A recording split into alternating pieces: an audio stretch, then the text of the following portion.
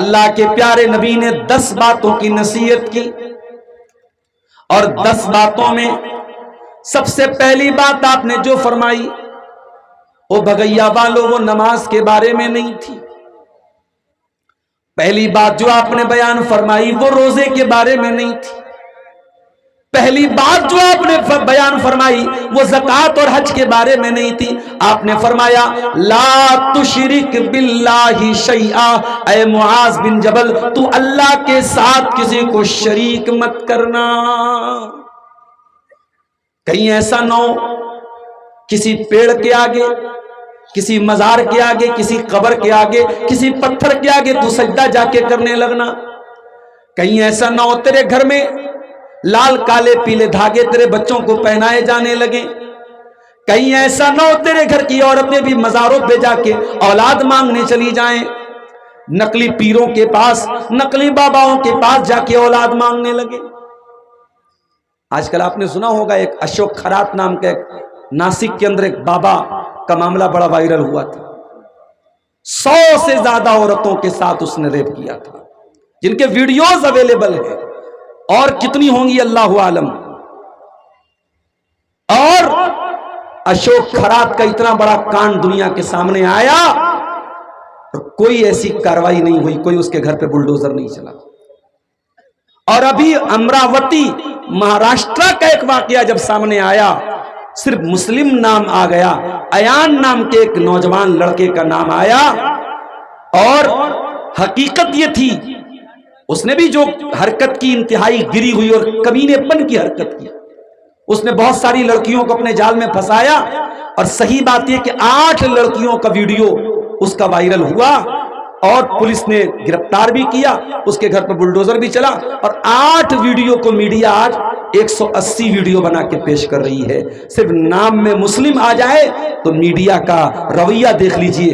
اشوک خرات کے معاملے میں جو میڈیا خاموش تھی، جب نام ایان آ گیا، مسلم نام آ گیا، تو میڈیا میں سب کے بیانات بھی آنے لگے۔ ہم تو ایک ہی گزارش کریں گے، میڈیا والوں سے بھی کریں گے اور قانون کے رکھوالوں سے بھی کریں گے، کہ ہم جس قانون کو مانتے ہیں اور جو ہمارے بھارت کا سنویدھان جو کہتا ہے، وہ قانون کسی دھرم کی بنیاد پر، کسی جاتی کی بنیاد پر، کسی کے مذہب کی بنیاد پر کوئی بھید بھاؤ نہیں کرتا ہے۔ قانون کے چہرے پر پٹی بدی رہتی ہے، قانون مذہب کے معاملے میں اندھا ہوتا ہے۔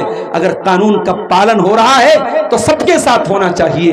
اور میرے پیارے ساتھیوں، ایان نام کے اس لڑکے کی یہ جو حرکت تھی، اس سے یہ بھی پتا چلا کہ اگر ہم نے اپنے جوان بچوں اور بچیوں کے ہاتھ میں موبائل دیا ہے تو ہم صرف ان کا پاسورڈ جاننے کی کوشش نہ کریں، ہم یہ بھی جاننے کی کوشش کریں کہ ہمارا بیٹا وہ اس کے اندر حیا ہے کہ نہیں ہے۔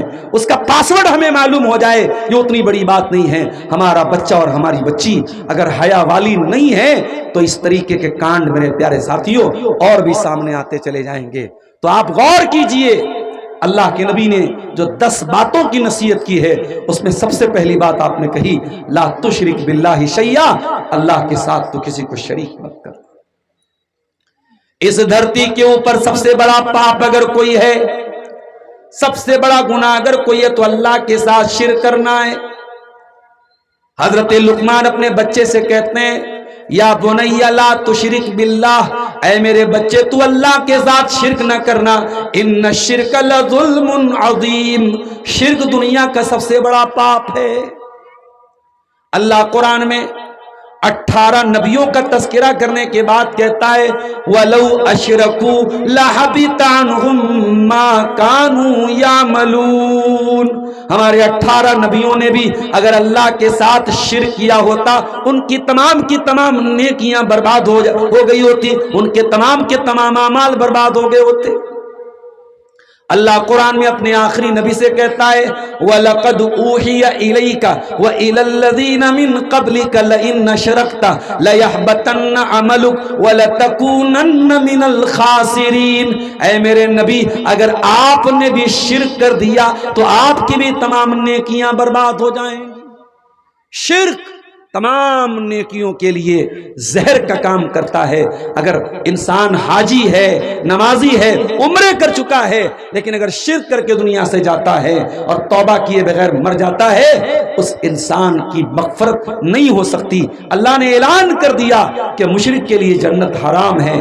انہو من یشرک باللہ فقد حرم اللہ علیہ الجنہ، جو اللہ تعالیٰ کے ساتھ شرک کرے گا اس کا ٹھکانہ جہنم ہے، ومأواہ النار، اس کا ٹھکانہ جہنم ہے، جنت اس کے لیے حرام ہے۔ وما للظالمین من انصار، اور ایسے ظالموں کا کوئی مددگار نہیں ہے۔ میرے پیارے ساتھیوں، آج آپ کے جھارکھنڈ کے بہت سارے نوجوان ہندوستان کے مختلف علاقوں میں رہتے ہیں۔ کوئی جے پور میں رہتا ہے، کوئی دلی میں رہتا ہے، کوئی ممبئی میں رہتا ہے، کوئی کلکتہ میں رہتا ہے۔ اگر اپنے بچوں کو پیسہ کمانے کے لیے اگر اپنا گاؤں چھوڑ کر کے دوسرے شہر بھیجتے ہو تو کم سے کم ان کی بنیاد کو اتنا مضبوط کر کے بھیجو کہ آپ کا بیٹا دنیا کے کسی بھی کونے میں چلا جائے، اللہ کی ذات کے ساتھ وہ شرک نہ کرے، وہ توحید پر قائم رہے، توحید پر جیے اور توحید پر مرے۔ یہ تربیت میرے پیارے ساتھیوں، یہ بھی ہماری ذمہ داری ہے، اپنے بچوں کی وہ تربیت ہم کریں۔ قرآن کریم میں اللہ تعالیٰ نے حضرت ابراہیم کی دعا کو بیان کیا۔ ابراہیم علیہ السلام دعا کرتے ہیں، کہتے ہیں وَجُنُبْنِي وَبَنِيَّ أَن نَّعْبُدَ الْأَصْنَامَ، اے اللہ تو مجھے بھی شرک سے بچا، مجھے بھی بت پرستی سے بچا، اور اے اللہ میرے بچوں کو بھی تو بت پرستی سے بچا، میری آنے والی نسلوں کو بھی تو بت پرستی سے بچا۔ اگر ابراہیم کو اپنی اولاد کا ڈر ہے، اگر ابراہیم کو اپنی آنے والی نسلوں کا ڈر ہے، تو ہمیں اور آپ کو تو اور زیادہ ڈرنا چاہیے۔ اپنے بچوں کا ایمان کو بچا لو میرے پیارے ساتھیوں۔ میں نہیں کہتا ہر بچے کو عالم بنا دو، ہر بچے کو حافظ بنا دو، میں یہ نہیں کہتا۔ آپ اپنے بچوں کو ڈاکٹر بھی بناؤ، آپ اپنے بچوں کو انجینئر بھی بناؤ، آپ اپنے بچوں کو بزنس مین بھی بناؤ، کچھ بھی بنا دو، لیکن بچے کی بنیاد کو اتنا مضبوط کر دو، بچہ دنیا کے کسی بھی کونے میں چلا جائے نبی کی اس نصیحت پر عمل کرے، لا تشرک باللہ شیئا، اللہ کے ساتھ کبھی شرک مت کرنا۔ اے اللہ، کوئی اگر جان لینے پر تل جائے، کوئی جان لینے کی دھمکی دے دے، کوئی مرڈر کرنے کی دھمکی دے دے، یا تو تم شرک کر لو یا ہم تمہاری جان لے لیں گے، اے اللہ ایسی سچویشن میں ہم کیا کریں؟ اللہ کے نبی فرماتے ہیں وَإِن قُتِلْتَ وَحُرِّقْتَ، اگرچہ تمہیں قتل کر دیا جائے، اگرچہ تمہیں جلا کر کے خاک کر دیا جائے، جل کر کے خاک ہو جانا، ٹکڑے ٹکڑے ہو جانا، لیکن اللہ کے ساتھ تم کسی کو شریک نہ کرنا، اللہ کی ذات میں تم کسی کو شریک نہ کرنا۔ ذرا خبیب بن عدی کو دیکھو میرے ساتھی۔ خبیب بن عدی کون ہے؟ نبی کے صحابی ہیں۔ جرم کیا ہے؟ اپرادھ کیا ہے؟ ایک اللہ کی توحید کا کلمہ پڑھتے ہیں۔ مکہ کے مشرکین نے ان کو گرفتار کیا، سولی پہ چڑھانے کی تیاری ہے۔ سولی پہ چڑھانے کے پہلے پوچھا گیا اے خبیب تیری کوئی آخری خواہش ہو تو بتا دے۔ کہا اے مکہ والو، ایک آخری خواہش ہے، 2 رکعت نماز پڑھنے کی مہلت دے دو۔ کہا ٹھیک ہے پڑھ لو تم۔ حضرت خبیب نے 2 رکعت ہلکی نماز پڑھی، سلام پھیرنے کے بعد فرمایا او مکہ والو، اگر اس بات کا ڈر نہ ہوتا کہ کہیں تم یہ نہ سمجھو میں موت کے ڈر سے نماز کو لمبا کر رہا ہوں تو میں اور لمبی نماز پڑھتا۔ مکہ والوں نے کہا اے خبیب، تھوڑی دیر کے بعد ہم تمہیں سولی پہ چڑھا دیں گے، تمہاری جان لے لیں گے۔ اے خبیب، تمہیں ایک آخری چانس ہم دے رہے ہیں، مرنے کے پہلے آخری چانس دے رہے ہیں، اگر تم اتنا کہہ دو کہ آج میری جگہ محمد ہوتے صلی اللہ علیہ وسلم تو ہم تمہیں چھوڑ دیں گے، صرف اتنا اپنی زبان سے نکال دو کہ آج میری جگہ محمد رسول اللہ کو سولی پہ چڑھا دیا جائے، اے خبیب ہم تمہاری جان بخش دیں گے، ہم تمہیں معاف کر دیں گے۔ حضرت خبیب نے فرمایا او ظالموں، تم میری جگہ میرے نبی کی جان لینے کی بات کرتے ہو، ارے میں تو یہ بھی گوارا نہیں کروں گا کہ میری جان بخش دی جائے، مجھے چھوڑ دیا جائے اور میرے نبی کے پاؤں میں ایک کانٹا بھی چبویا جائے۔ میں اپنے نبی کے پاؤں میں ایک کانٹا چبونے کی قیمت پر بھی اپنی جان کو بخشوانا نہیں چاہوں گا۔ اور چشم فلک نے وہ منظر بھی دیکھا میرے ساتھی، خبیب کو سولی پہ چڑھا دیا گیا، خبیب کو سولی پہ چڑھایا جا رہا ہے، لیکن خبیب کے چہرے پر مسکراہٹ ہے، خبیب کی پیشانی پر کوئی بل نہیں ہے۔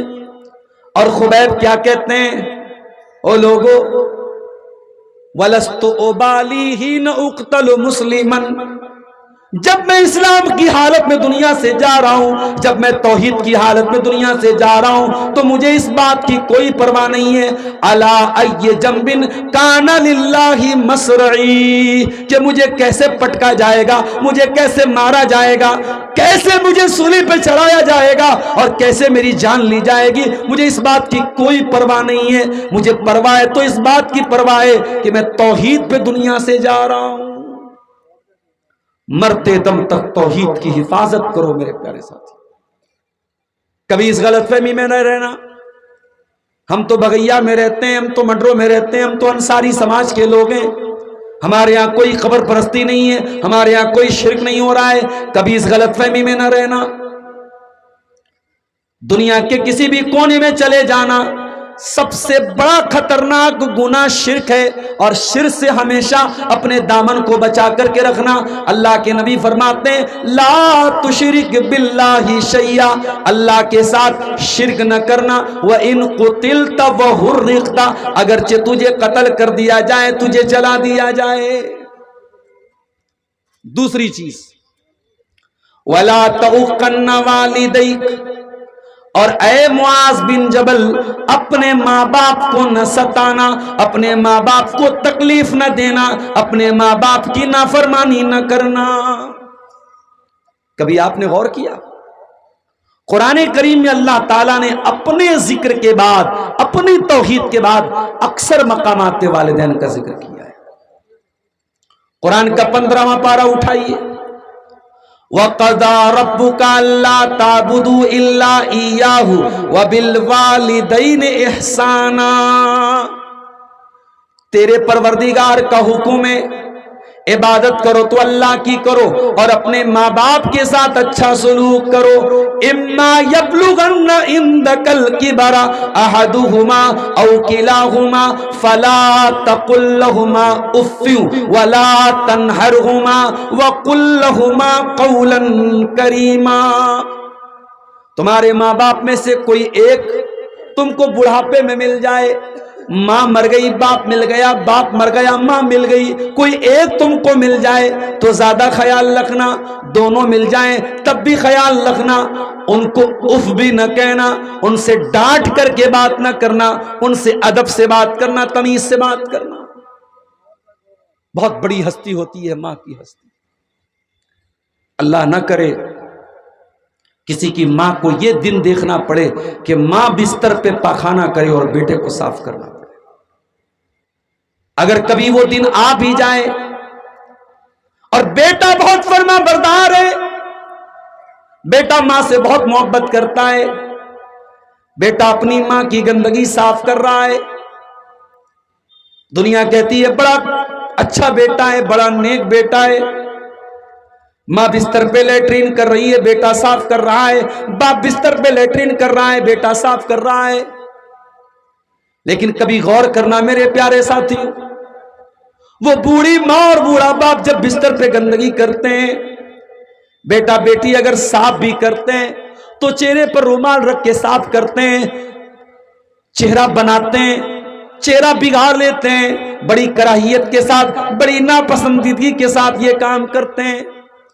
ओ लोगों, तुम अपनी माँ के साथ ये काम अगर कर भी दोगे तो तुम वो मुस्कुराहट कहां से लाओगे जो तुम्हारी माँ के लबों के ऊपर थी। जब तुम छोटे थे तुम बार बार गंदगी कर दिया करते थे, तुम्हारी माँ एक बार भी तुम पर गुस्सा नहीं करती थी, तुम्हें लाड करती थी, तुम्हें प्यार करती थी, मुस्कुराया करती थी, तुम्हें चुमकार चुमकार के तुम्हारी गंदगी को साफ किया करती थी। ओ लोगों, आज माँ बूढ़ी हो गई, आज बाप बूढ़ा हो गया, आज अगर उनकी गंदगी तुम साफ कर भी दोगे, वो खुशी कहां से लाओगे, वो मुस्कुराहट कहां से लाओगे जो मां के लबों के ऊपर थी। नहीं उतार सकते तुम उनके एहसानात का बदला, नहीं उतार सकते मेरे साथी। यमन का एक देहाती था, खाने काबा का तवाफ कर रहा था, अपनी बूढ़ी मां को कंधे पे बिठा के तवाफ कर रहा था। तवाफ करते करते कह रहा था, इन्नी लहा बईरुहल मुज़ल्ललू। ओ लोगों, आज तो मैं अपनी माँ की सवारी बन गया, आज अपनी माँ को अपने कंधे पे बिठा के मैंने खाने काबा का तवाफ करा दिया, मैंने उम्रा करा दिया, मैंने हज करा दिया। अब्दुल्ला बिन उमर भी वहीं पे तवाफ कर रहे थे। उसने कहा, अब्दुल्ला बिन उमर, आज ऐसा लगता है मैंने माँ के दूध का कर्जा उतार दिया, मैंने माँ का हक अदा कर दिया, मैंने माँ के एहसानात का बदला चुका दिया। अब्दुल्ला बिन उमर खामोश नहीं रहे। फरमाया, अरे नादान, तू मां को कंधे पे बिठा के खाने काबा का तवाफ करा के समझ रहा है बहुत बड़ा तीर मार लिया तूने।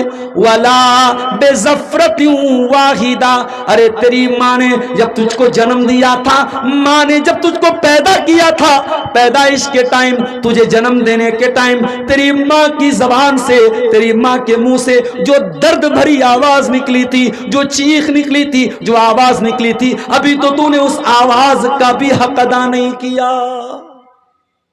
ये होती है माँ। माँ का एहतराम करो, बाप का एहतराम करो मेरे साथी। इमाम अबू हनीफा रहमतुल्लाह अलैह इतने बड़े इमाम हैं, दुनिया को दीन सिखाते हैं।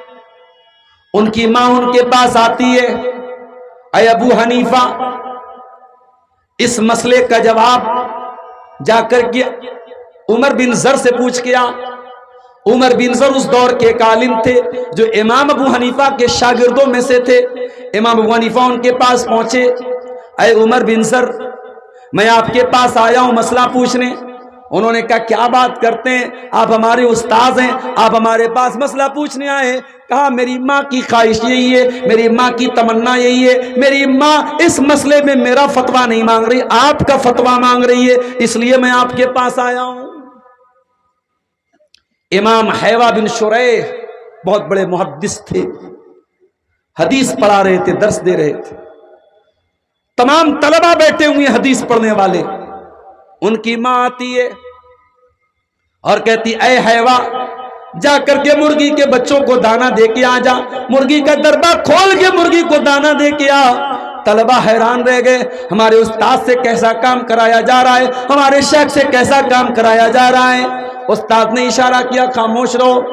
खामोशी से उठे, मुर्गी का दरबा खोला और मुर्गी को चारा देने के बाद वापस आके हदीस पढ़ाने लगे। ओ लोगों, ये बड़े बड़े इम्मा का हाल था, उन्होंने माँ का एहतराम करना हमें सिखाया है। अल्लाह के नबी फरमाते, वला तउक्कन वालिदैक, अपने माँ बाप की नाफरमानी मत करना। और अगर तुम्हारे माँ बाप तुमसे ये कहें कि अपने घर को छोड़ दे, अपने माल को छोड़ दे, तब भी तू उनकी बात मान ले। आप कहेंगे, मौलाना साहब ये तो बड़ी नाइंसाफी की बात है। माँ बाप अगर ये कहते बीवी को तलाक दे दो, तो क्या तलाक दे दी जाए? ये तो गलत बात हो जाएगी। लेकिन मैं कहता हूं, अगर माँ बाप वाकई में किसी सही वजह से बोल रहे हैं तलाक दे दो, किसी शरई बुनियाद से बोल रहे हैं, जैसे इब्राहीम अलैहिस्सलाम ने अपनी बहू के बारे में कहा था, जो बहू नाशुक्री थी, जो बहू अल्लाह ताला का शुक्रिया अदा नहीं करती थी। इब्राहीम अलैहिस्सलाम ने कहा था कि तुम्हारा शौहर आ जाए तो कह देना अय्युगय्यिरा अतबता बाबिक, कि अपने दरवाजे की चौखट को बदल लेना। حضرت اسماعیل نے اپنے باپ کی بات سمجھ گئے وہ کہ میرے باپ کا اشارہ یہ ہے، دروازے کی چوکھٹ جو ہوتی ہے وہ پیوی ہوتی ہے، دروازے کی سب سے اہم چیز دروازے کی چوکھٹ ہوتی ہے، اگر چوکھٹ ہی خراب ہو تو پورا گھر خراب ہو جاتا ہے، اگر بیوی گڑبڑ ہو، عورت گڑبڑ ہو تو پورا گھر خراب ہو جاتا ہے۔ اللہ کے نبی صلی اللہ علیہ وسلم کی اس حدیث سے یہ بھی پتہ چلا کہ عورت گھر میں چوکھٹ کی طرح ہے۔ ابراہیم علیہ السلام کے کہنے پر ان کے بیٹے نے طلاق دی۔ اسی لیے علماء کہتے ہیں کہ ہر باپ کے کہنے پر بیٹا اپنی بیوی کو طلاق نہیں دے گا۔ ایسا نہیں ہے کھانے میں نمک زیادہ ہو جائے، کھانے میں مسالہ زیادہ ہو جائے، بیوی کوئی من مرضی کا کام نہ کرے اور شوہر طلاق دے دے اپنے ماں باپ کے کہنے پر، ایسا نہیں ہے۔ واقعی میں اگر باپ ابراہیم کے جیسا ہو اور ابراہیم کے جیسا باپ اگر اپنے بیٹے سے کہتا ہے کہ بیٹا تو اپنی بیوی کو طلاق دے دے تو بیٹے کو طلاق دے دینا چاہیے۔ وَإِنَّمَا رَاكَ أَن تَخْرُجَ مِنْ أَهْلِكَ وَمَالِكَ، اللہ کے نبی فرماتے ہیں اگر تمہارے ماں باپ تم سے یہ کہیں اپنا مال چھوڑ دے تو مال کا موہ مت کرنا، مال کا لالچ مت کرنا، مال چھوڑ دینا، مال چھوڑ کر کے چلے جانا، ماں باپ کو ناراض مت کرنا۔ اتنی تاکید ہے ماں باپ کی فرما برداری کی، اتنی تاکید ہے ماں باپ کے ساتھ حسن سلوک کی۔ میرے پیارے ساتھیوں، آج ہمارے سماج میں کتنے لوگ ہیں جو ماں باپ کو رلاتے ہیں۔ ہاں میں یہ بھی کہوں گا سکے کے دونوں پہلوؤں پر ہماری نظر ہونی چاہیے۔ اگر سماج میں ایسی اولاد ہے جو ماں باپ کو رلاتی ہے تو ایسے والدین بھی سماج میں ہم کو ملیں گے جو اپنی اولاد کو رلاتے ہیں، جو اولاد کے ساتھ ناانصافی کرتے ہیں، جو لڑکے لڑکیوں کی شادی میں تاخیر کرتے ہیں، جو لڑکے لڑکیوں کی تربیت میں کوتاہی کرتے ہیں۔ ابھی ہم اس پر بھی بات کریں گے۔ اللہ کے نبی نے یہ دوسری بات کہی کہ خبردار اپنے ماں باپ کی نافرمانی مت کرنا۔ اور آگے بڑھیے، تیسری نصیحت، وَلَا تَتْرُكَنَّ صَلَاةً مَكْتُوبَةً مُتَعَمِّدًا، اور اے معاذ بن جبل ایک وقت کی نماز بھی تو جان بوجھ کر کے مت چھوڑنا، اس لیے کہ ایک ٹائم کی نماز بھی جو جان بوجھ کر کے چھوڑتا ہے فقد بریت منہ ذمۃ اللہ، اللہ تعالیٰ کی حفاظت سے نکل جاتا ہے۔ پتہ یہ چلا جو پانچوں ٹائم کی نماز پڑھتا ہے وہ اللہ تعالیٰ کی سرکشا میں آ جاتا ہے، وہ اللہ تعالیٰ کی سیکیورٹی میں آ جاتا ہے، اور جو ایک ٹائم کی نماز بھی جان بوجھ کر کے چھوڑتا ہے وہ اللہ تعالیٰ کی سیکیورٹی سے باہر نکل جاتا ہے۔ آج ہمارا حال کیا ہے؟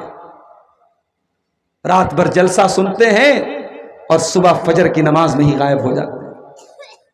مسجدوں کی کمی نہیں ہے ہمارے گاؤں میں، کمی ہے تو نمازیوں کی کمی ہے میرے پیارے ساتھی۔ مسجد تو بنا لی شب بھر میں ایمان کی حرارت والوں نے، من اپنا پرانا پاپی تھا برسوں میں نمازی بن نہ سکا۔ اور یہ بھی یاد رکھو جس سماج میں نماز کے معاملے میں لاپرواہی ہوگی وہاں نشہ بھی پایا جائے گا، وہاں زنا بھی پایا جائے گا، وہاں شراب بھی پائی جائے گی، وہاں حرام کاری بھی پائی جائے گی۔ ایک نماز ایک ایسی چیز ہے جو بہت ساری برائیوں کو کنٹرول کرتی ہے۔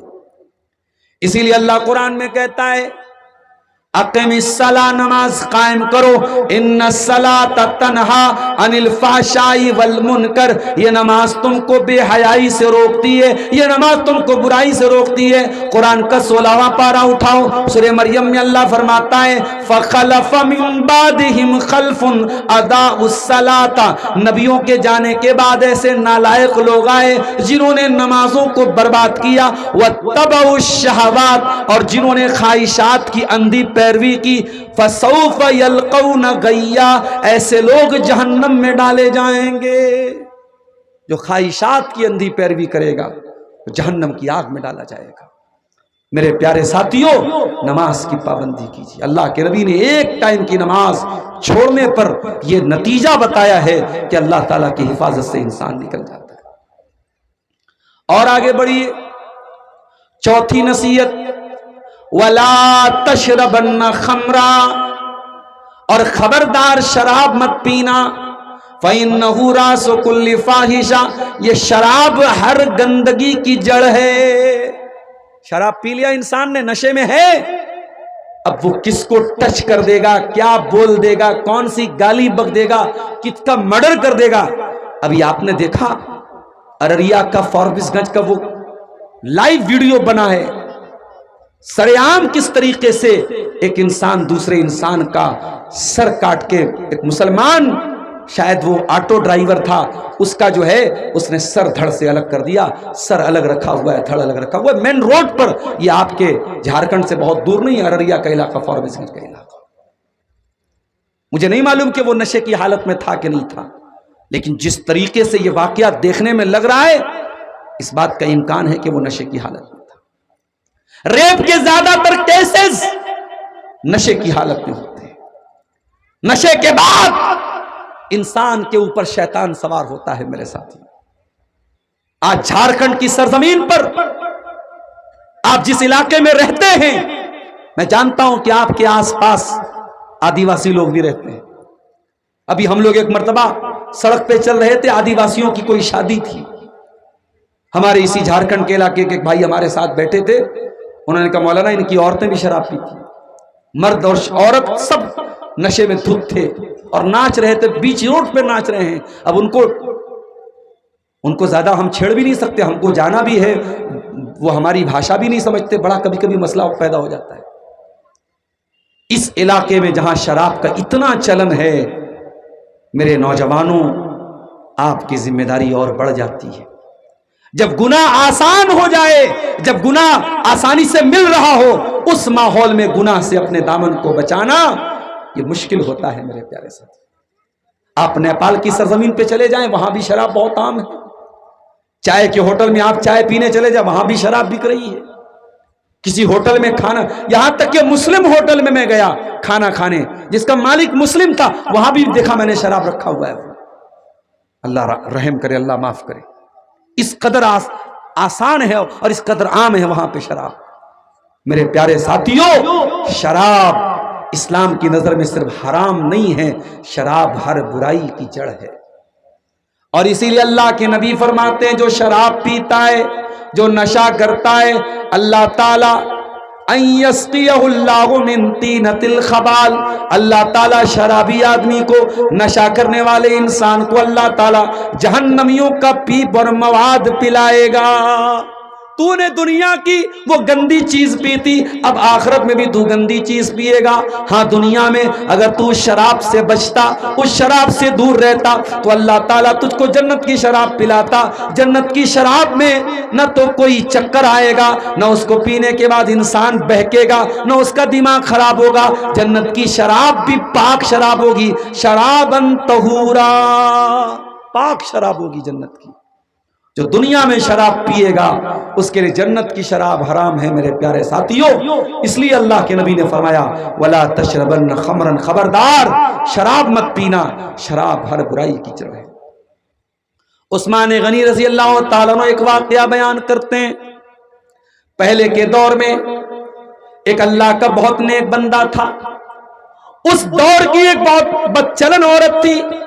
اس بدچلن عورت نے اس اللہ کے نیک بندے کو اپنے جال میں پھنسانے کے لیے پلان رچا, اور ایک کمرے میں جہاں شراب کا پیالہ بھی رکھا تھا اور ایک چاقو رکھا تھا اور ایک چھوٹا بچہ تھا, اور وہاں پر دھوکے سے اس نے ایک انسان کو بلانے کے بعد اس فاحشہ عورت نے, اس بدچلن عورت نے کہا اب تو یہاں تم آ چکے ہو, اب یہاں سے بھاگنے کا تمہارے پاس کوئی راستہ نہیں ہے. 7 دروازوں کے اندر تمہیں رکھا گیا ہے. اب یہاں پہ تمہارے سامنے 3 چوائس ہے, یہ شراب کا پیالہ ہے, یہ شراب کی بوتل ہے, یا تو تم ایک پیالہ شراب پی لو, یا دوسرا راستہ یہ کہ تم میرے ساتھ ریپ کرو, میرے ساتھ تم زنا کرو, اور تیسرا راستہ یہ ہے یہ چاقو اٹھا کر کے اس بچے کو قتل کر دو. اس متقی انسان نے سوچا بچے کو قتل کرتا ہوں تو یہ ہتیا ہو جائے گی, بڑا گناہ ہو جائے گا. عورت کے ساتھ زنا کرتا ہوں یہ بھی بہت بڑا گناہ ہو جائے گا. شراب پی لیتا ہوں یہ ہلکا گناہ ہے.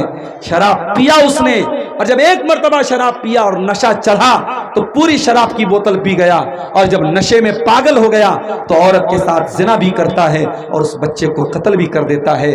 حضرت عثمان غنی یہ واقعہ بیان کرنے کے بعد کہتے ہیں او لوگوں شراب سے بچو، شراب ام الخبائث ہے، تمام برائیوں کی جڑ ہے، تمام برائیوں کی ماں ہے. اور آج ہمارا نوجوان بہت آگے نکل چکا ہے. اب شراب تو بہت چھوٹی چیز ہو گئی، اب تو ڈرگس کا نشہ ہو رہا ہے، اب تو ہیروئن اور افیم اور گانجا اور چرس اور کتنی چیزوں کا نشہ ہو رہا ہے آپ سوچ نہیں سکتے. یعنی بہت سارے دوا کے سیرپ ایسے ہیں، بہت سارے میڈیکل اسٹور پہ ملنے والی دوائیں ایسی ہیں جن کو سیرپ، جن کو نشہ بنا کے نوجوان استعمال کر رہا ہے. میرے پیارے ساتھیوں، میں ایسے نوجوانوں سے ایک ہی اپیل کروں گا، اللہ کے واسطے ہر طریقے کے نشے کو چھوڑ دو. یہ جو تم نشے کا راستہ اپنا رہے ہو یہ خودکشی کا راستہ ہے، یہ سوسائڈ کا راستہ ہے. اپنے آپ کو ہلاک نہ کرو، اپنے پریوار پر ترس کھاؤ، اپنے ماں باپ پر ترس کھاؤ. تمہاری ماں نے بڑی محنتوں سے تمہیں پالا ہے، تمہارے باپ نے بڑے سپنے دیکھے ہیں تمہیں لے کر کے. تم نشہ کر کے اپنے ماں باپ کے سپنوں کو مت توڑو. اللہ کے واسطے شراب سے، نشے سے، گٹکھے سے، سگریٹ سے، ہر قسم کے ڈرگ سے میرے نوجوان ساتھیوں اپنے آپ کو دور رکھو. اللہ کے نبی چوتھی نصیحت کر رہے ہیں شراب مت پیو، کیونکہ شراب یہ تمام برائیوں کی جڑ ہے. پانچویں نصیحت وَإِيَّاكَ وَالْمَعْصِيَةَ، اور اے معاذ بن جبل تم اللہ تعالیٰ کی نافرمانی مت کرنا، گناہ مت کرنا. فَإِنَّ بِالْمَعْصِيَةِ حَلَّ سَخَطُ اللَّهِ، اس لیے کہ گناہ کرنے سے اللہ تعالیٰ ناراض ہوتا ہے. جب آپ کوئی گناہ کا کام کریں گے آپ کے بچے پر بھی اثر پڑے گا، بیوی پر بھی اثر پڑے گا، گھر کے ماحول پر بھی اثر پڑے گا، روزی روٹی پر اثر پڑے گا. او لوگوں ہم نے بہت ساری مثالیں دیکھی ہیں سماج میں. شوہر شادی شدہ ہے، بیوی کو کے رہتے ہوئے غیر عورتوں کے ساتھ اس کا ریلیشن ہے، اویدھ سمبند ہے، ناجائز تعلق ہے. اس کا نقصان یہ ہوتا ہے اس کا اچھا خاصا بھرا پورا پریوار برباد ہو جاتا ہے، اس کے گھر کی خوشی برباد ہو جاتی ہے، اس کی بیوی اس سے متنفر ہو جاتی ہے، اس کے بچے اس سے دور ہو جاتے ہیں، اور پاپ کا گھڑا ایک دن ضرور پھوٹ جاتا ہے. میرے پیارے ساتھیوں یاد رکھو برائی کبھی چھپنے والی نہیں ہے، پاپ کبھی چھپنے والا نہیں ہے، ایک نہ ایک دن سامنے آ جائے گا. جب شیطان آپ کے دل میں کسی گناہ کا خیال ڈالے، کسی غلط کام کا خیال ڈالے تو اللہ کے نبی کی یہ حدیث یاد کر لینا وَإِيَّاكَ وَالْمَعْصِيَةَ، اے معاذ بن جبل تو گناہوں سے بچنا، اس لیے کہ گناہ کرنے سے اللہ تعالی ناراض ہوتا ہے، اللہ کی ناراضگی اترتی ہے. بعض سلف کہتے ہیں کہ میں جب کوئی غلط کام کرتا ہوں، کوئی گناہ کا کام مجھ سے ہو جاتا ہے تو میں اپنی بیوی کے اخلاق پر بھی اس کا اثر محسوس کرتا ہوں، اپنی سواری پر بھی اس کا اثر محسوس کرتا ہوں. میرے پیارے ساتھیوں گناہ بڑی منحوس چیز ہے، اور گناہ آخرت میں جو سزا ہوگی دنیا میں بھی گناہ کا کہیں نہ کہیں بیڈ ایفیکٹ اور برا اثر ہمارے اوپر پڑتا ہے. آپ یاد کیجئے جب ہمارے باپ آدم سے اور ہماری ماں حوا سے جب خطا ہوئی تھی، جیسے ہی ان سے خطا ہوئی تھی سب سے پہلا ریئیکشن کیا ہوا تھا؟ بدت لہما سوآتہما، دونوں کے بدن سے کپڑے اتر گئے اور دونوں ننگے ہو گئے. پتہ یہ چلا کہ گناہ انسان کو دنیا میں بھی نقصان پہنچاتا ہے.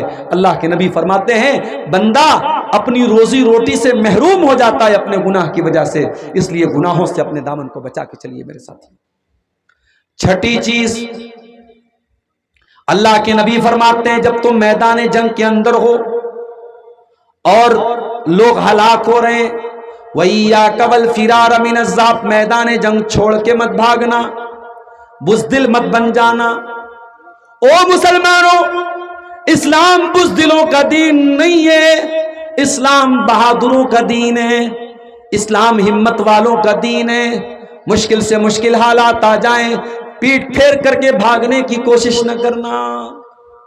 میں جانتا ہوں ملک کے حالات کیسے چل رہے ہیں، بڑی تیزی سے یہ خبریں بھی آج کل آ رہی ہیں मुसलमान लड़कियां मुर्तद हो रही हैं, मुसलमान लड़के मुर्तद हो रहे हैं। ये वाकयात क्यों हो रहे हैं? क्योंकि हमने अपनी बच्चियों को बताया ही नहीं कि ईमान को बचाना कितना अहम काम है। हमने कभी सुमैया की सीरत अपनी बच्चियों को नहीं बताई, हमने कभी खदीजा की जिंदगी बच्चियों को नहीं बताई, हमने कभी अम्मा आयशा की जिंदगी के बारे में नहीं बताया। ओ लोगों, इस्लाम का मानने वाला, इस्लाम का सच्चा मानने वाला कभी मुर्तद नहीं होता है। जो मुर्तद हो जाए, जो इस्लाम को छोड़ दे, इसका मतलब कि उसने इस्लाम को समझा ही नहीं है। इस्लाम तो वो दीन है, अकबर इलाहाबादी ने कहा था, इस्लाम की फितरत में कुदरत ने लचक दी है, उतना ही ये उभरेगा जितना के दबाओगे। आज कितना प्रोपेगेंडा हो रहा है मीडिया में इस्लाम के खिलाफ, लेकिन इससे इस्लाम खत्म नहीं हो जाएगा मेरे प्यारे साथियों। फूकों से ये चिराग बुझाया न जाएगा। ये दीन अल्लाह का है, ये अल्लाह का नूर है और अल्लाह अपने नूर की हिफाजत करेगा। मेरे प्यारे साथियों, अल्लाह के नबी कह रहे हैं, जंग के मैदान से पीठ फेर करके मत भागना। सातवीं चीज, वइज़ा असाबन्ना समूतानुन व अंत फीहिम फस्बुत। और ऐ मुआज़ बिन जबल, जब लोगों के ऊपर कोई वायरस आ जाए, कोई वबा आ जाए, कोई बीमारी आ जाए, तो तुम उस वक्त अगर लोगों के बीच में हो तो वहीं पर साबित कदम रहना, वहां से मत भागना। पता ये चला, इस्लाम इन्फेक्शन फैलाने से मना करता है। जिस बीमारी से इन्फेक्शन फैलने का डर हो, उस बीमारी को हमें दूसरों तक पहुंचाने की हर कोशिश से अपने आप को बचाना है। जैसे किसी को टीबी की बीमारी हो जाए तो डॉक्टर बोलते हैं टीबी के मरीज का तौलिया अलग होना चाहिए, उसका कपड़ा अलग होना चाहिए, क्योंकि टीबी की बीमारी बहुत तेजी से फैलती है। तो जो बीमारियां इन्फेक्शन है जिनके अंदर, अगर उसमें से कोई बीमारी आपको हो गई है, अल्लाह के नबी मेडिकल का एक उसूल बता रहे हैं कि इन्फेक्शन वाली बीमारी अगर आपको हो जाए तो उस बीमारी में आप जहां पर हैं वहीं पर रहिए, दूसरों को अपना वायरस मत फैलाइए। जो लोग सिगरेट पीते हैं, बीड़ी पीते हैं, डॉक्टरों का कहना है कि बीड़ी पीने वाला, सिगरेट पीने वाला जितना अपने आप को नुकसान पहुंचाता है, उससे ज्यादा अपने आसपास के लोगों को नुकसान पहुंचाता है। तो इस हदीस में बीड़ी पीने वाले भी आ गए, सिगरेट पीने वाले भी आ गए कि अल्लाह के वास्ते कोई ऐसा काम मत करो जिससे दूसरों को तकलीफ पहुंचे। अल्लाह के नबी ने फरमाया, जब तुम इस हालत में हो कि कोई वबा फैली हुई है, कोई इन्फेक्शन फैला हुआ है, तो तुम वहीं पर रहो, उस जगह को छोड़ करके मत जाओ। आठवीं चीज, वअनफिक अला इयालिक मिन तौलिक। और ऐ मुआज़ बिन जबल, तू अपने घर वालों के ऊपर अपनी इस्तिताअत के मुताबिक खर्च किया कर। इस्लाम अगर फजूल खर्ची से मना करता है तो इस्लाम कंजूसी से भी मना करता है। आपको अल्लाह ताला ने अगर नवाजा है, अपनी बीवी को अच्छा कपड़ा भी पहनाओ, अपनी बीवी को अच्छा खाना भी खिलाओ, अपने बच्चों को अच्छा खाना भी खिलाओ। मेरे प्यारे साथियों, चमड़ी चली जाए दमड़ी न जाए, वो मिजाज अगर किसी का है तो कान खोल के सुन ले, ये मिजाज इस्लाम का नहीं है। इस्लाम अगर फजूल खर्ची के खिलाफ है तो इस्लाम कंजूसी के भी खिलाफ है। अल्लाह के नबी तो यहां तक फरमाते हैं कि अगर आप अपनी बीवी को खाना खिलाते हैं उस पर भी आपको सवाब मिलेगा। अगर अल्लाह को राजी करने के लिए हत्ता लुक़मतल्लती तज़व्वा फी इमरातिक, अगर अपनी बीवी के मुंह में अगर आप लुक़मा भी डालते हैं, खाना भी खिलाते हैं, उस पर भी मेरे प्यारे साथियों आपको सवाब मिलेगा।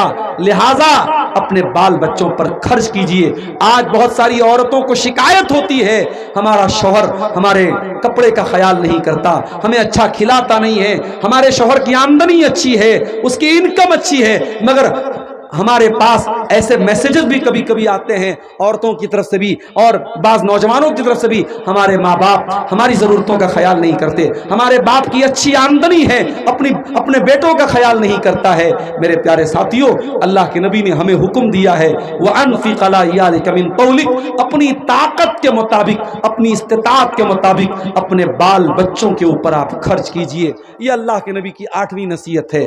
और 9वीं नसीहत क्या है? वला तरफा साक अन्हुम अदबा। अपने बाल बच्चों को सिखाने के लिए, तालीम देने के लिए अगर छड़ी का इस्तेमाल करना पड़े तो छड़ी का भी इस्तेमाल करो। जब तुम्हारा बच्चा छोटा था, कोई गलत काम किया उसने, तुमने लाडो प्यार करके उस बच्चे का हौसला बढ़ा दिया। कल वही बच्चा जब बड़ा होने के बाद वही काम करने लगा। छोटा था, स्कूल में पढ़ता था, छोटी छोटी बच्चियों को परेशान करता था, तुम्हारे सामने कंप्लेंट आई, तुमने अपने बच्चे की साइड ले ली।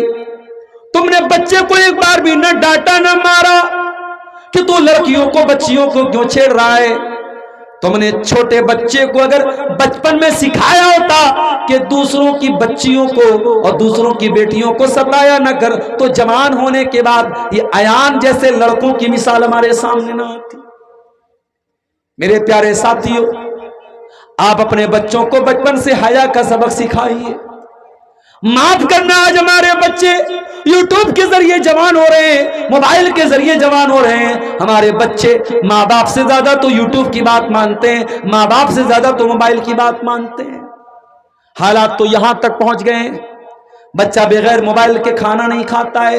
जब तक वीडियो न दिखाया जाए बच्चा खाना नहीं खाता है। बच्चा स्कूल जाने के पहले जब तक मोबाइल न दिखाया जाए वो स्कूल जाने के लिए तैयार नहीं होता है। ओ लोगों, इतना ज्यादा मोबाइल को अपने बच्चों की मजबूरी न बनाओ, वरना कल जवान होने के बाद यही बच्चा जब 24 घंटा मोबाइल से चिपका रहेगा तो क्या क्या कांड करेगा आप सोच भी नहीं सकते। वला तरफा साकानुहुम अदबा, अपने बच्चों को और अपने घर वालों को अगर उनको मारने के लिए तुम्हें छड़ी का इस्तेमाल करना पड़े तो उससे भी तुम पीछे मत रहना। इसीलिए अल्लाह के नबी फरमाते हैं, जब तुम्हारे बच्चे 7 साल के हो जाएं तुम उनको नमाज का हुक्म दो, और जब तुम्हारे बच्चे 10 साल के हो जाएं और नमाज न पढ़े तो उनकी पिटाई करो। अगर आपने 10 साल के बच्चे को एक टाइम की नमाज छोड़ने पर अगर छड़ी से मारा होता तो आज 18-20 साल का आपका लड़का बेनमाजी न होता। ओ लोगों, हमारा मसला तो यह है, हम तो खुद बेनमाजी, माँ तो खुद बेनमाजी, बाप खुद बेनमाजी, तो बच्चे को किस मुंह से नमाजी बनाएंगे हम। छड़ी का इस्तेमाल करने की तालीम दी अल्लाह के नबी ने। पता ये चला इतना आसान काम नहीं है माँ बाप बनना, बच्चों की तरबियत करना इतना आसान काम नहीं है। मेरी प्यारी माँ बहनों, ये जवान लड़कियां जो आज बेपर्दगी कर रही हैं, बेहयाई कर रही हैं, ऐसा तो नहीं है कि जब वो घर से कपड़ा पहन करके निकली थी उनकी माँ के ऊपर, उनकी माँ की आंख पर पट्टी बंधी हुई थी, माँ भी देख रही थी मेरी बेटी किस हालत में घर से निकल रही है, बाप भी देख रहा था मेरी बच्ची किस हालत में घर से निकल रही है। बेटी जवान हो चुकी है, बेटी 15-16 साल की लड़की हो चुकी है, जवान लड़की बेपर्दा सज सवर करके लिपस्टिक लगा करके मेकअप करके निकल रही है। अगर माँ बाप को कोई एतराज नहीं है और माँ बाप ने निकलने की इजाजत दी है, इसका मतलब यह हुआ कि माँ बाप खुद अपनी बच्ची को बेहया बना रहे हैं। ये कुछ सवालात हैं। अल्लाह अकबर। वला तरफा साकानुहुम अदबा, अपने बच्चों की तालीम और तरबियत में अगर छड़ी का इस्तेमाल करना पड़े तो पीछे मत हटना। ये अल्लाह के नबी की 9वीं नसीहत है मेरे साथी। और 10वीं नसीहत क्या है? वह अखिफहुम फिल्लाह, अपने बच्चों के दिल में अल्लाह का डर पैदा करो। हो लोगों, आज मीडिया वाले लाख जहर फैला रहे अयान के खिलाफ, और अयान के जरिए पूरी मुस्लिम कम्युनिटी के खिलाफ जहर फैला रहे हैं। लेकिन हमें भी तो ये सोचना पड़ेगा कि काश हमने अपने बच्चों की तालीम और तरबियत पर तवज्जो दी होती, हमने उनके दिल में अल्लाह का डर पैदा किया होता, हमने बताया होता कि दूसरों की बहन बेटियों की इज्जत के साथ खेलना ये इस्लाम में हराम है, ये बच्चों को सिखाया होता तो शायद ये हालात ना आते। वह अखिफहुम फिल्लाह, अपने बच्चों के दिल में अल्लाह का डर पैदा करो। मेरे प्यारे साथियों, अपने बच्चों को बताओ हलाल क्या है, हराम क्या है, जायज क्या है, नाजायज क्या है। अल्लाह के प्यारे नबी मस्जिद में बैठे हुए हैं और 5 साल का आपका नवासा हजरत हसन रजी अल्लाह ताला अन्हु मस्जिद में आते हैं और वहीं पे ज़कात की खजूर रखी हुई है और एक खजूर मुंह में उठाते हैं और मुंह में डालने लगते हैं। अल्लाह के नबी की नजर पड़ती है, अल्लाह के नबी चाहते डायरेक्ट खजूर छीन के फेंक देते, मगर बच्चे को की तरबियत इससे न होती। आपने उस 5 साल के बच्चे से कहा कख कख بیٹا تھوک دے، بیٹا نکال دے۔ اما شعرت انا لا ناکل الصدقہ، اے میرے بچے کیا تو نہیں جانتا تو محمد کا نواسا ہے، تو محمد رسول اللہ کا بیٹا ہے، تو میرے اہل بیت میں سے ہے، اور محمد رسول اللہ کے اہل بیت کے لیے زکوٰۃ کی رقم حرام ہے، ہم زکوٰۃ کی کوئی چیز نہیں کھا سکتے، بیٹا اس کھجور کو نکال دے۔ اللہ کے نبی 5 سال کے بچے کو حلال اور حرام کے بارے میں بتا رہے ہیں۔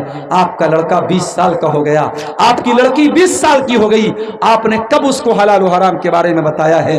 میرے پیارے ساتھیوں، یہ نبی کی نصیحت، اس کو گرے باندھ لیجئے، اس کو پلے باندھ لیجئے۔ وہ اخفہم فی اللہ، اپنے بچوں کے دل میں اللہ کا ڈر پیدا کیجئے۔ یہ 10 نصیحتیں ہیں جو سونے کے حروف سے لکھے جانے کے قابل ہیں۔ ان 10 نصیحتوں پر اگر ہم عمل کر لیں، انشاءاللہ ہمارے گھر کا ماحول بھی اچھا ہو جائے گا اور بہت ساری برائیوں سے ہمارا سماج بچ سکتا ہے۔ اب آئیے، یہ چند سوالات آئے ہیں، جلدی جلدی ان کا جواب دے کر کے ہم بات ختم کرتے ہیں۔ جانور کو ذبح کرتے وقت 3 مرتبہ بسم اللہ کہنا کیسا ہے؟ 3 مرتبہ کہنے کی کوئی ضرورت نہیں ہے، اللہ کے نبی سے ایک ہی مرتبہ بسم اللہ کہنا ثابت ہے۔ بسم اللہ اللہ اکبر پڑھ کر کے آپ جانور کو ذبح کر دیں، 3 بار کی کوئی ضرورت نہیں ہے۔ میری بیوی شرک کرتی ہے اور میری بات نہیں مانتی ہے تو اس کو اپنے نکاح میں رکھنا کیسا ہے؟ اگر واقعی میں کھلم کھلا ایسا کوئی کام کر رہی ہے جو شریعت کی نظر میں شرک ہے تو بیوی سے کہیے کہ وہ توبہ کرے۔ اگر وہ توبہ نہیں کرتی ہے تو پھر اس بیوی کو نکاح میں نہیں رکھنا چاہیے۔ شرک سے بڑا کوئی پاپ نہیں ہے اور شرک کو کمپرومائز نہیں کیا جائے گا۔ بیوی شرک کر رہی ہے اور آپ اس کو نظر انداز کریں، یہ مناسب نہیں ہے۔ شرک سے بڑا کوئی پاپ نہیں ہے، اس کو سمجھائیے، اس کو توبہ کی دعوت دیجیے۔ اگر نہیں مانتی ہے تو پھر آپ اس سے جدائی اختیار کر لیجیے۔ کون کون سی نماز میں سلام پھیرنے کے بعد اللہ اکبر اور استغفر اللہ پڑھ سکتے ہیں؟ فرض نمازوں کے بعد، ہر فرض نماز کے بعد اللہ اکبر، استغفر اللہ استغفر اللہ استغفر اللہ، اور باقی جتنے اذکار اور دعائیں ہیں وہ سب پڑھنا ہے۔ سنت نمازوں کے بعد میرے علم میں ثابت نہیں ہے۔ اگر کوئی عادت بنی ہے اور کسی کی زبان سے نکل گیا اللہ اکبر استغفر اللہ تو وہ الگ بات ہے، لیکن جو اللہ کے نبی کی سنت ہے، جو معمول ہے، جو طریقہ ہے، وہ یہ ہے کہ فرض نمازوں کے بعد اللہ اکبر استغفر اللہ کہا جائے۔ کیا سنت نماز میں سورہ فاتحہ کے بعد کیا لکھا ہے؟ چاروں رکعت میں سورہ ملا سکتے ہیں؟ ملا سکتے ہیں۔ سنت میں کیا فرض میں بھی ملا سکتے ہیں؟ فرض نماز جیسے آپ ظہر کی نماز پڑھ رہے ہیں تو ظہر کی نماز میں آپ تیسری رکعت اور چوتھی رکعت میں سورہ فاتحہ کے ساتھ کوئی اور سورت بھی پڑھ سکتے ہیں۔ اگر آپ صرف سورہ فاتحہ پڑھیں تو وہ زیادہ بہتر ہے، وہی عام طریقہ تھا اللہ کے نبی کا، لیکن تیسری اور چوتھی رکعت میں بھی اللہ کے نبی نے کبھی کبھی سورتوں کو بھی ملا کے پڑھا ہے، لہٰذا آپ ملا کے پڑھ سکتے ہیں۔ سنت میں بھی پڑھ سکتے ہیں، فرض میں بھی پڑھ سکتے ہیں، کوئی حرج کی بات نہیں ہے۔